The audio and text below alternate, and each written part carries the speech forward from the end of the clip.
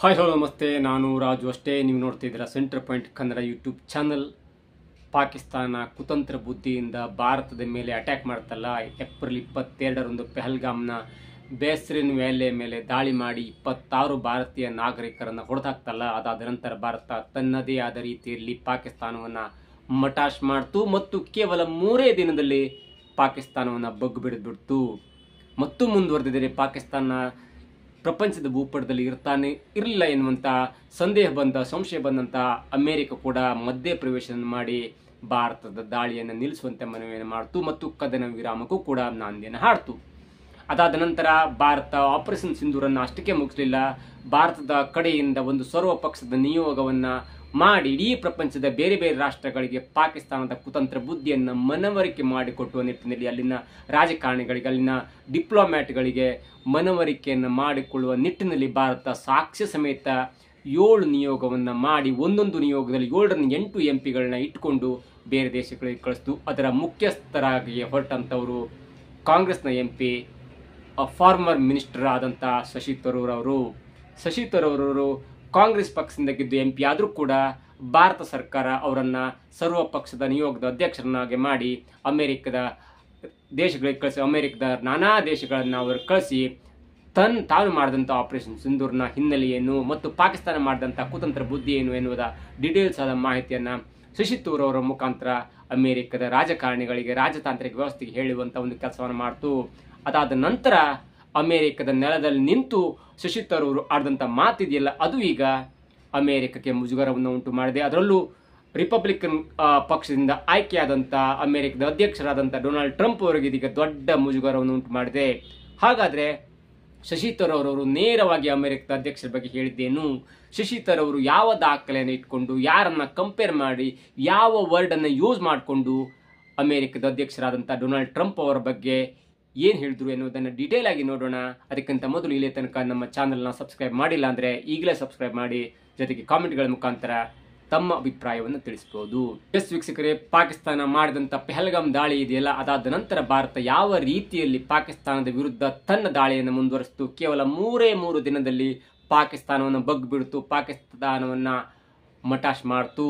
ಅದಾದ ನಂತರ ಅಮೆರಿಕ ಯಾವ ಕಾರಣದಿಂದಾಗಿ, ಯಾವ ರೀತಿಯಲ್ಲಿ ಎಚ್ಚೆತ್ತುಕೊಂಡು ಭಾರತ ವಿದೇಶಾಂಗ ಕಾರ್ಯದರ್ಶಿಗಳಿಗೆ, ಎರಡೂ ದೇಶದ ಡಿಎಂಒ ಅವರಿಗೆ ಕಾಲ್ ಮಾಡಿ ಭಾರತ ಯುದ್ಧವನ್ನು ನಿಲ್ಲಿಸುವಂತೆ ಮನವಿ ಮಾಡ್ತು. ಯಾಕಂದರೆ ಭಾರತದ ಹತ್ರ ಕೂಡ ಪರಮಾಣು ಶಕ್ತಿ ಇತ್ತು, ತಲೆ ಕಟ್ಟಂತ ಪಾಕಿಸ್ತಾನದ ಕಡೆ ಕೂಡ ಪರಮಾಣು ಅಸ್ತ್ರ ಇತ್ತು. ಜೊತೆಗೆ ಭಾರತ ಮಾಡ್ತಿದ್ದಂಥ ರೀತಿ ನೋಡಿದ್ರೆ ಭಾರತ ಸರಿಸುಮಾರು 21 ಪಾಕಿಸ್ತಾನದ ಏರ್ ಬೇಸ್ಗಳನ್ನು ಉಡಾಯಿಸ್ಬಿಡ್ತು. ಅಲ್ಲಿಂದ ದೊಡ್ಡ ದೊಡ್ಡ ಉಪಕರಣಗಳನ್ನ, ಏರ್ ಡಿಫೆನ್ಸ್ ಸಿಸ್ಟಮನ್ನು ಮಟಾಶ್ ಮಾಡ್ತು. ಹಾಗಾಗಿ ಭಾರತ ಯುದ್ಧವನ್ನು ಗೆದ್ದು ಬಿಡ್ತು ಎನ್ನುವ ಮಟ್ಟಿಗೆ ಇರುವಾಗ, POKಯನ್ನು ಕೂಡ ವಶಪಡಿಸ್ಕೊಳ್ತು ಎನ್ನುವ ಮಟ್ಟಿಗೆ ಹೋದಾಗ ಅಮೆರಿಕದ ಮಧ್ಯಪ್ರವೇಶವಾಗುತ್ತೆ. ಜೊತೆಗೆ ಯುದ್ಧ ವಿರಾಮ ಕೂಡ ನಾಂದಿಯಾಗತ್ತೆ. ಅದಾದ ನಂತರ ಆಪರೇಷನ್ ಸಿಂಧೂರ ಮುಂದುವರಿಯುತ್ತೆ. ಅಂದರೆ ಬೇರೆ ಬೇರೆ ಕಾರಣಗಳಿಂದ ಮುಂದುವರಿಯುತ್ತೆ. ಯುದ್ಧ ಅಂದರೆ ಸೈನಿಕರು ಮಾಡ್ತಿದ್ದಂಥ, ನಮ್ಮ ವಾಯುಸೇನೆ, ಭೂಸೇನೆ ಮತ್ತು ನೌಕಾಸೇನೆ ಮಾಡ್ತಿದ್ದಂಥ ಯುದ್ಧವನ್ನು ಅಷ್ಟಕ್ಕೆ ಮೊಟಕುಗೊಳಿಸುತ್ತೆ. ಜೊತೆಗೆ ರಾಜತಾಂತ್ರಿಕ ಯುದ್ಧವನ್ನು ಮಾಡುತ್ತೆ. ಒಂದು ಕಡೆ ಸಿಂಧು ನದಿ ಒಪ್ಪಂದವನ್ನು ರದ್ದು ಮಾಡಿ, 1962ರಲ್ಲಿ ಆದಂಥ ಸಿಂಧು ನದಿ ಒಪ್ಪಂದವನ್ನು ರದ್ದು ಮಾಡಿ ಸಿಂಧು ನದಿಯ ನೀರನ್ನು ಅಡ್ಡಗಟ್ಟಿದ್ರೆ, ಮತ್ತೊಂದು ಕಡೆ ಅಫ್ಘಾನಿಸ್ತಾನ ಜೊತೆ ಒಪ್ಪಂದವನ್ನು ಮಾಡಿಕೊಂಡು ಅಲ್ಲಿ ಸಹತುಟ್ ಡ್ಯಾಮ್ ಅನ್ನು ನಿರ್ಮಾಣ ಮಾಡಿ ಕಾಬೂಲ್ ನದಿಯ ನೀರನ್ನು ಕೂಡ ಪಾಕಿಸ್ತಾನಕ್ಕೆ ಹೋಗಲಿ ತಡೆ ಮಾಡುತ್ತೆ. ಹಾಗಾಗಿ ಇಲ್ಲಿ ರಾಜತಾಂತ್ರಿಕವಾದಂಥ ಜಲಯುದ್ಧವನ್ನು ಕೂಡ ಮಾಡುತ್ತೆ. ಮತ್ತೊಂದು ಕಡೆ ಈಗ ರಾಜತಾಂತ್ರಿಕ ಯುದ್ಧ ಅಂದರೆ ನಮ್ಮ ಆಪರೇಷನ್ ಸಿಂಧೂರ್ ಯಾಕೆ ಮಾಡಿದ್ವಿ, ಯಾವ ಕಾರಣಕ್ಕಾಗಿ ನಾವು ಪಾಕಿಸ್ತಾನದ ಮೇಲೆ ದಾಳಿ ಮಾಡಿದ್ವಿ, ಯಾವ ಕಾರಣದಿಂದಾಗಿ ನಾವು ಆಪರೇಷನ್ ಸಿಂಧೂರನ್ನು ಮಾಡಿದ್ವಿ, ಅದರ ಹಿನ್ನೆಲೆ ಏನು, ಎಲ್ಲವೂ ಸಾಕ್ಷಿಯನ್ನು ಇಟ್ಕೊಂಡು ಭಾರತ ಒಂದು ಮೀಟಿಂಗನ್ನು ಮಾಡುತ್ತೆ, ಒಂದು ಕಮಿಟಿಯನ್ನು ಮಾಡುತ್ತೆ. ಅದು ಸರ್ವ ಪಕ್ಷದ ನಿಯೋಗ. ಆ ಸರ್ವ ಪಕ್ಷದ ನಿಯೋಗಕ್ಕೆ ಮುಖ್ಯಸ್ಥರಾದಂಥವರು ಅಂದರೆ ಅದು ಕಾಂಗ್ರೆಸ್ನ MP ಆದಂಥ ತಿರುವನಂತಪುರ ಕ್ಷೇತ್ರದಿಂದ ಗೆದ್ದು ಬಂದಂಥ ಮತ್ತು ಮಾಜಿ ಸಚಿವರಾದಂಥ ಶಶಿ ತರೂರ್ ಅವರನ್ನು ಅಮೆರಿಕ ದೇಶಕ್ಕೆ ಕಳಿಸುತ್ತೆ. ಜೊತೆಗೆ ಮತ್ತೊಬ್ಬ ಮುಖಂಡರಾದಂಥ OIC ಅವರನ್ನು ರಷ್ಯಾಕ್ಕೆ ಕಳಿಸುತ್ತೆ. ಹೀಗೆ ಅನೇಕ ರಾಷ್ಟ್ರಗಳಿಗೆ ಕಳಿಸುತ್ತೆ. ಇದಾದ ನಂತರ ಅಮೆರಿಕಕ್ಕೆ ಹೋದಂಥ ಅಮೆರಿಕದ ಅನೇಕ ಪ್ರಾಂತ್ಯಗಳಿಗೆ ಹೋಗಿ ಅಲ್ಲಿ ತನಗೆ ಕೊಟ್ಟಂತ ಕೆಲಸವನ್ನು ನಿಯತ್ತಾಗಿ ಮಾಡ್ತಾ ಇರುವಂಥ ಶಶಿ ತರೂರ್ ಅವರು ಈಗಾಗಲೇ ಅಮೆರಿಕದ ಅಧ್ಯಕ್ಷರ ವಿರುದ್ಧ ವಾಗ್ದಾಳಿಯನ್ನು ಮಾಡಿದ್ದಾರೆ. ಅಮೆರಿಕದ ಅಧ್ಯಕ್ಷರ ಬಗ್ಗೆ ಶಶಿ ತರೂರ್ ಅವರು ಏನು ಹೇಳಿದ್ರು ಎನ್ನುವುದನ್ನು ಗಮನಿಸ್ತಾ ಹೋದರೆ ನೋಡಿ, ಮೊದಲನೇದಾಗಿ ನಾವು ಶಶಿ ತರೂರ್ ಅವರು ಯಾರಂತ ನೋಡಬೇಕಾಗುತ್ತೆ. ಶಶಿ ತರೂರ್ ಅವರು ಕಾಂಗ್ರೆಸ್ನ ಸೇರೋಕ್ಕ ಮೊದಲು, ಕಾಂಗ್ರೆಸ್ನಿಂದ ತಿರುವನಂತಪುರ ಕ್ಷೇತ್ರದಿಂದ MP ಆಗೋಕ್ಕಿಂತ ಮೊದಲು ಅವರು ಯುನೈಟೆಡ್ ನೇಷನ್ನ ಅಂಡರ್ ಸೆಕ್ರೆಟರಿಗೆ ಕೆಲಸ ಮಾಡಿರ್ತಾರೆ ಮತ್ತು ಅದಾದ ನಂತರ ಯುನೈಟೆಡ್ ನೇಷನ್ನ ಜನರಲ್ ಸೆಕ್ರೆಟರಿಗೂ ಕೂಡ ಅವರು ಆಯ್ಕೆಯಾಗುವಂಥ ಸಂಭವ ಇತ್ತು. ಕೆಲವೊಂದು ಮತಗಳ ಅಂತರದಿಂದ ಅವ್ರಿಗೆ ಗೊತ್ತಾಯಿತು ತನ್ನ ಆಯ್ಕೆ ಆಗಲ್ಲ ಅಂತ. ಅಂದರೆ ಇಡೀ ವಿಶ್ವಸಂಸ್ಥೆಯ ಅಧ್ಯಕ್ಷ ಸ್ಥಾನಕ್ಕೂ ಕೂಡ ಅವರು ಕಣ್ಣಿಟ್ಟಿದ್ರು ಮತ್ತು ಅಷ್ಟು ಅವರಿಗೆ ಸಂಪರ್ಕ ಇತ್ತು ಎನ್ನುವುದು ಕೂಡ ಇದರಿಂದ ನಮಗೆ ಗಮನಕ್ಕೆ ಬರುತ್ತೆ. ನೋಡಿ, ಅಂಥ ಒಬ್ಬ ವ್ಯಕ್ತಿಯನ್ನ ಬಿಜೆಪಿ ತನ್ನದಲ್ಲದ ಒಬ್ಬ ವ್ಯಕ್ತಿಯನ್ನ ಸರ್ವಪಕ್ಷದ ನಿಯೋಗದ ಅಧ್ಯಕ್ಷರಾಗಿ ಮಾಡಿ ಅದರಲ್ಲೂ ಅಮೆರಿಕ ಅಂತ ಒಂದು ದೇಶಕ್ಕೆ ಕಳಿಸುತ್ತೆ. ಅಮೆರಿಕದ ನೆಲದಲ್ಲಿ ಹೋಗಿ ತನಗೆ ಕೊಟ್ಟ ಕೆಲಸವನ್ನ ಅಲ್ಲಿನ ರಾಜಕಾರಣಿಗಳ ಜೊತೆ, ಅಲ್ಲಿನ ಅಧಿಕಾರಿಗಳ ಜೊತೆ ಎಲ್ಲ ಮಾಹಿತಿಯನ್ನು ಹಂಚ್ಕೋತಾರೆ ಮತ್ತು ಮಾಧ್ಯಮಗಳು ಕೂಡ ಬ್ರೀಫ್ ಅನ್ನು ಮಾಡ್ತಾರೆ. ಯಾಕೆ ನಾವು ಆಪರೇಷನ್ ಸಿಂಧೂರನ್ನು ಮಾಡಿದ್ವಿ, ನಮ್ಮ 26 ಜನರ ಮಾರಣ ಹೋಮಕ್ಕೆ ಕಾರಣವೇನು, ಅವ್ರು ಎಲ್ಲಿಂದ ಬಂದರು, ಅವರ ಕಮ್ಯುನಿಕೇಶನ್ ಹೇಗಾಯ್ತು, ಯಾವ ಟೈಮಲ್ಲಿ ಬಂದು ಎಷ್ಟು ಜನ ಹೊಡೆದ್ರು, ಅದಾದ ನಂತರ ನಾವೇನು ಮಾಡಿದ್ವಿ, 9 ಉಗ್ರ ಅಡುಗು ತಾಣಗಳನ್ನು ಹೊಡೆದ್ವಿ. ಅದಾದ ನಂತರ ಮತ್ತೆ ಪಾಕಿಸ್ತಾನ ನಮ್ಮ ಸಿವಿಲಿಯನ್ಸ್ ಮೇಲೆ, ಧಾರ್ಮಿಕ ಕಟ್ಟಡಗಳ ಮೇಲೆ, ಅನೇಕ ಕಟ್ಟಡಗಳ ಮೇಲೆ ದಾಳಿ ಮಾಡ್ಲಿಕ್ಕೆ ಮುಂದಾಯಿತು. ಅದು ಕೂಡ ಕುತಂತ್ರಿ ಟರ್ಕಿ ಕೊಟ್ಟಂತ 600-700 ಡ್ರೋನ್ಗಳನ್ನ ಬಳಸಿ ನಮ್ಮ ಮೇಲೆ ಅಟ್ಯಾಕ್ ಮಾಡಲಿಕ್ಕೆ ಶುರು ಮಾಡ್ತು. ಆದರೂ ಕೂಡ ನಾವು ಯಾವುದೇ ಕಾರಣಕ್ಕೂ ಕೂಡ ಪಾಕಿಸ್ತಾನದ ಸಿವಿಲಿಯನ್ಸ್ಗಳ ಮೇಲೆ, ನಾಗರಿಕರ ಮೇಲೆ ದಾಳಿಯನ್ನು ಮಾಡಿರಲಿಲ್ಲ. ಯಾವಾಗ ಪಾಕಿಸ್ತಾನ ಮತ್ತೆ ದಾಳಿ ಮಾಡ್ತಲ್ಲ ಆವಾಗ ನಾವು ರೊಚ್ಚಿಗೆದ್ದು ಆ ಡ್ರೋನ್ಗಳು ಎಲ್ಲಿಂದ ಉಡಾವಣೆ ಆಗುತ್ತಲ್ಲ ಆ ವಾಯು ನೆಲೆಯನ್ನು ಮಾತ್ರ ನಾವು ಧ್ವಂಸ ಮಾಡಿದ್ವಿ ಅಂತ ಸಾಕ್ಷ್ಯವನ್ನು ಇಟ್ಕೊಂಡು, ಉಪಗ್ರಹ ಚಿತ್ರವನ್ನು ಇಟ್ಕೊಂಡು ಮತ್ತು ನಮ್ಮ ಭಾರತ ಸೇನೆ ತೆಗೆದಂತ ಫೋಟೋ ಇಟ್ಕೊಂಡು ಇದೀಗ ಶಶಿ ತರೂರ್ ಅವರು ಜೊತೆಗೆ ಅನೇಕ ನಮ್ಮ ಸರ್ವಪಕ್ಷ ನಿಯೋಗದ 7 ಗುಂಪು ಬೇರೆ ಬೇರೆ ರಾಷ್ಟ್ರಕ್ಕೆ ಹೋಗಿದೆ. ಅದರಲ್ಲೂ ಮುಖ್ಯವಾಗಿ ಶಶಿ ತರೂರ್ ಅವರು ಅಮೆರಿಕಕ್ಕೆ ಹೋಗಿದ್ದಾರೆ. ಅಮೆರಿಕದ ನೆಲದಿಂದ ನಿಂತು ಅಮೆರಿಕದ ಅಧ್ಯಕ್ಷರ ಮೇಲೆ ಗುಡುಗಿದ್ದಾರೆ. ಅದೇನೆಂದ್ರೆ ಅಲ್ಲಿನ ಪತ್ರಕರ್ತರು ಕೂಡ ಕೇಳ್ತಾರೆ, ಇಲ್ಲ ಪಾಕಿಸ್ತಾನ ಮತ್ತು ಭಾರತ ಯುದ್ಧ ನಡೆತಿರುವಾಗ ಅಮೆರಿಕದ ಅಧ್ಯಕ್ಷರು ನೇರವಾಗಿ ಮಧ್ಯಪ್ರವೇಶ ಮಾಡಿ ಯುದ್ಧ ವಿರಾಮವನ್ನು ಘೋಷಣೆ ಮಾಡಿದ್ರು ಎನ್ನುವಂತ ಪ್ರಶ್ನೆ ಕೇಳಿದಾಗ ಅದಕ್ಕೆ ಅನೇಕ ರೀತಿಯ ಮಜರುಗಳನ್ನ ಸೇರಿಸಿಕೊಂಡು ಶಶಿ ತರೂರ್ ಅವರು ಅಮೆರಿಕದ ಅಧ್ಯಕ್ಷರಾದಂತಹ ಡೊನಾಲ್ಡ್ ಟ್ರಂಪ್ ಅವರ ಬಗ್ಗೆ ಮಾತನಾಡ್ತಾರೆ. ಅವ್ರು ಹೇಳ್ತಾರೆ, ನಾನು ಕೂಡ ಯುನೈಟೆಡ್ ನೇಷನ್ನ ಸೆಕ್ರೆಟರಿ ಆಗಿದ್ದಂತೂ, ಅಂಡರ್ ಸೆಕ್ರೆಟರಿ ಆಗಿದ್ದಂತೂ ಮತ್ತು ಅನೇಕ ದೊಡ್ಡ ಹುದ್ದೆಯನ್ನು ನಿಭಾಯಿಸಿದಂತೂ ಮತ್ತು ಯುನೈಟೆಡ್ ನೇಷನ್ ನಲ್ಲಿ ಕೆಲಸ ಮಾಡಿದಂತೂ ನನಗೂ ಕೂಡ ಗೊತ್ತಿದೆ. ಅದರಲ್ಲೂ ಅಮೆರಿಕದ 4ರಿಂದ 5 ಅಧ್ಯಕ್ಷರನ್ನ ನಾನು ಭೇಟಿಯಾಗಿದ್ದೇನೆ. ಒಬಾಮಾ ಆಗಿರ್ಬೋದು, ಬುಷ್ ಆಗಿರ್ಬೋದು, ಕ್ಲಿಂಟನ್ ಆಗಿರ್ಬೋದು, ಹೀಗೆ ಅನೇಕ ಅಧ್ಯಕ್ಷರನ್ನ ನಾನು ಕೂಡ ಭೇಟಿಯಾಗಿದ್ದೇನೆ ಮತ್ತು ಬೈಡನ್ ಅವರು ಕೂಡ ನಾನು ಭೇಟಿಯಾಗಿದ್ದೇನೆ ಮತ್ತು 1-to-1 ಮಾತುಕತೆ ಕೂಡ ನಡೆಸಿದ್ದೇನೆ. ಆದರೆ ಈಗಿನ ಅಧ್ಯಕ್ಷರಿದ್ದಾರಲ್ಲ ಅವರಿಗೆ ಸ್ವಲ್ಪ ಕಾಮನ್ ಸೆನ್ಸ್ ಕಡಿಮೆ ಇದೆ. ಆ ಜೆಂಟ್ಲ್ಮನ್ಗೆ ಏನು ಹೇಳ್ತೇವೆ ಅನ್ನುವಂಥ ಒಂದು ಸೀರಿಯಸ್ನೆಸ್ ಗೊತ್ತಾಗ್ತಿಲ್ಲ ಎನ್ನುವಂಥ ನೇರ ಮಾತನ್ನ ಅಮೆರಿಕದ ಅಧ್ಯಕ್ಷರಂತ ಡೊನಾಲ್ಡ್ ಟ್ರಂಪ್ ಅವರ ಮೇಲೆ ಹೇಳೋದಕ್ಕೆ ನಿಜವಾಗಿಯೂ ಧೈರ್ಯ ಬೇಕಾಗುತ್ತೆ. ಅದರಲ್ಲೂ ಅಮೆರಿಕದಂತ ನೆಲದಲ್ಲಿ ನಿಂತು ಅಮೆರಿಕದ ವಿರುದ್ಧವಾಗಿ ಮಾತಾಡಿ ಅದರಲ್ಲೂ ಅಮೆರಿಕದ ಅಧ್ಯಕ್ಷರ ವಿರುದ್ಧ ಮಾತಾಡೋದಿದೆಯಲ್ಲ ಅದು ಕೂಡ ಇದೀಗ ಭಾರಿ ಮೆಚ್ಚುಗೆಗೆ ಪಾತ್ರವಾಗಿದೆ. ಜೊತೆಗೆ ಭಾರತದ ಶಕ್ತಿಯನ್ನ ಇಡೀ ವಿಶ್ವದಲ್ಲಿ ಹೇಳುವಂತ ಪ್ರಯತ್ನ ಕೂಡ ಶಶಿ ತರೂರ್ ಮಾಡ್ತಾ ಇದ್ದಾರೆ. ಅವ್ರು ಹೇಳಿದಷ್ಟು ಆ ಪುಣ್ಯಾತ್ಮ ಯಾವಾಗ ಏನ್ ಮಾತಾಡ್ತೇನೆ ಗೊತ್ತಾಗುದಿಲ್ಲ ಮತ್ತು ಅವನು ಎಲ್ಲಾ ಮಾತನ್ನು ಕೂಡ ಸೀರಿಯಸ್ ಆಗಿ ತೆಗೆದುಕೊಳ್ಳಿಕ್ಕೆ ಆಗಲ್ಲ. ನಾನು ಅನೇಕ ಅಧ್ಯಕ್ಷರನ್ನು ನೋಡಿದ್ದೇನೆ, ಒಬಾಮನನ್ನು ನೋಡಿದ್ದೇನೆ, ಬೈಡನ್ ಅನ್ನು ನೋಡಿದ್ದೇನೆ, ಬುಷ್ ಜೂನಿಯರ್ ಮತ್ತು ಸೀನಿಯರ್ ಇಬ್ಬರು ಬುಷ್ ನೋಡಿದ್ದೇನೆ. ಆದರೆ ಈ ಪುಣ್ಯಾತ್ಮ ಈ ಜೆಂಟ್ಲ್ಮನ್ಗೆ ಸ್ವಲ್ಪ ಸೀರಿಯಸ್ನೆಸ್ ಕಡಿಮೆ ಇದೆ.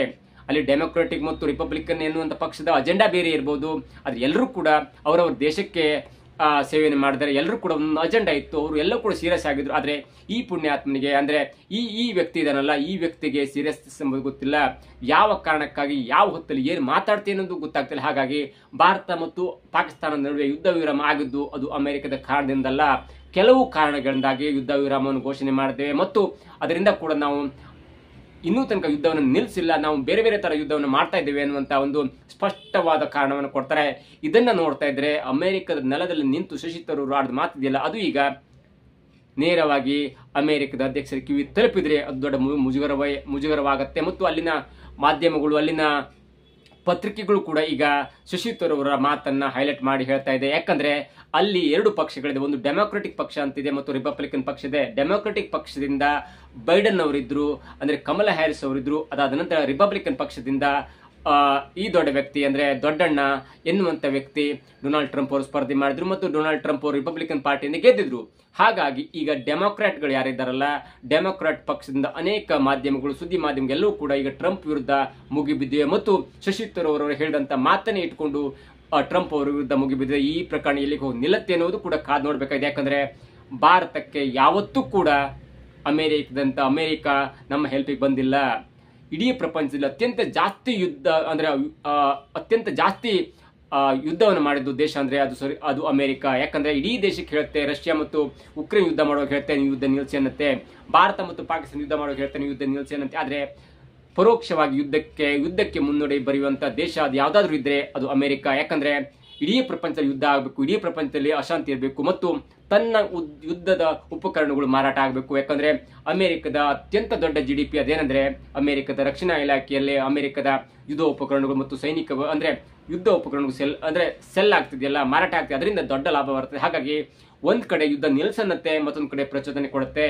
ಒಂದ್ ಕಡೆ ಭಾರತಕ್ಕೆ ಯುದ್ಧ ನಿಲ್ಸನ್ನತ್ತೆ, ಮತ್ತೊಂದ್ ಕಡೆ ಪಾಕಿಸ್ತಾನ ಒಳ್ಳೆಯ ಸ್ನೇಹಿತ ಅನ್ನತ್ತೆ. ಹಾಗಾಗಿ ಇಲ್ಲಿ ಅಮೆರಿಕದ ಕುತಂತ್ರ ಬುದ್ಧಿ ದೊಡ್ಡದಾಗಿ ಅಂದ್ರೆ ಈಗಿನ ಕಾಲದಿಂದ ನಡ್ಕೊ ಬಂದಂತಲ್ಲ, ಈಗ ಹಿಂದಿನ ಸುಮಾರು 50-60 ವರ್ಷದಿಂದ ಇಡೀ ಪ್ರಪಂಚವನ್ನ ಅಶಾಂತಿಗೆ ನೆಲೆಸಿದ್ದು. ಅಂದ್ರೆ ಅಶಾಂತಿಯನ್ನ ಮಾಡ್ಲಿಕ್ಕೆ, ಶಾಂತಿಯನ್ನ ಹೊರಗೆ ಹಾಕ್ಲಿಕ್ಕೆ, ಅಶಾಂತಿ ಮೂಡುವಲ್ಲಿ ದೊಡ್ಡ ಕುತಂತ್ರ ಪ್ರಯತ್ನ ಮಾಡಿದ್ದು ಅದು ಅಮೆರಿಕ. ಯಾಕಂದ್ರೆ ಜಪಾನಿನಂತ ಹಿರೋಶಿಮಾ ನಾಗಸಾಕಿ ಮೇಲೆ ಅಣುಬಾಂಬನ್ನ ಎಸೆದು ಕೂಡ ಇದೇ ಅಮೆರಿಕ. ಬಿನ್ ಲಾಡೆನ್ ಎನ್ನುವಂತ ಒಬ್ಬ ಭಯೋತ್ಪಾದಕರನ್ನ ಹುಟ್ಟಾಕಿ ಅವನನ್ನ ರಷ್ಯಾದ ವಿರುದ್ಧ ತಿರುಗಿ ಬೀಳುವಂತೆ ಮಾಡಿದ್ದೇ ಇದೆ ಅಮೆರಿಕ. ಅದಾದ ನಂತರ ಬಿನ್ ಲಾಡೆನ್ ಯಾವ ತರದಲ್ಲಿ ಅಮೆರಿಕವನ್ನ ಮುಕ್ಕಿ ಹರಿದ ಅಥವಾ 3,000 ಜನರ ಮಾರಣ ಹೋಮ ಮಾಡಿದ ಎನ್ನುವುದಕ್ಕೂ ಇದೇ ಕಾರಣ. ಆದ್ರೆ ಜೊತೆಗೆ ಅರಬ್ ರಾಷ್ಟ್ರಗಳ ಮೇಲೆ ಅಮೆರಿಕ ಯಾವ ರೀತಿಯಲ್ಲಿ ಯುದ್ಧ ಮಾಡ್ತು ಅದಕ್ಕೂ ಕೂಡ ಅಮೆರಿಕವೇ ಕಾರಣ. ಹಾಗಾಗಿ ಸುಮಾರು 250-260 ಯುದ್ಧಗಳನ್ನ ಮಾಡಿದೆ ಎನ್ನುವುದು ಕೂಡ ಈಗ ಪಾಕಿಸ್ತಾನ ಕೊಡ್ತಾ ಇದೆ.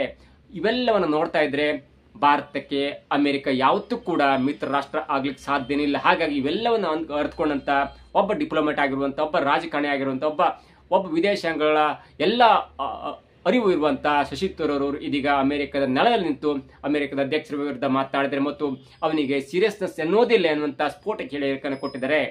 ಏನೇ ಆಗ್ಲಿ, ಇನ್ನು ಮುಂದಾದ್ರೂ ಕೂಡ ಅಮೆರಿಕದ ಅಧ್ಯಕ್ಷರಾಗ್ಲಿ, ಅಮೆರಿಕದ ವ್ಯಕ್ತಿ ಆಗ್ಲಿ, ಅಮೆರಿಕ ಬೇರೆ ರಾಷ್ಟ್ರಗಳನ್ನ ಸಮಾನ ಗೌರವದಿಂದ ನೋಡ್ಬೇಕಾಗತ್ತೆ. ಇಲ್ಲ ಅಂದ್ರೆ ಅಂಥದ್ದೇ ಒಬ್ಬ ರಾಷ್ಟ್ರದ ಮುಖಂಡ ತನ್ನ ನೆಲದಲ್ಲಿ ಬಂದು ತನ್ನ ವಿರುದ್ಧವೇ ಮಾತಾಡ್ತಾನೆ ಎನ್ನುವುದು ಇದೀಗ ದೊಡ್ಡ ಚರ್ಚೆಗೆ ಗ್ರಾಸವಾಗಿದೆ ಮತ್ತು ಅದು ಅಮೆರಿಕಕ್ಕೆ ದೊಡ್ಡ ಮುಜುಗರವನ್ನು ತಂದೊಡ್ಡುತ್ತೆ.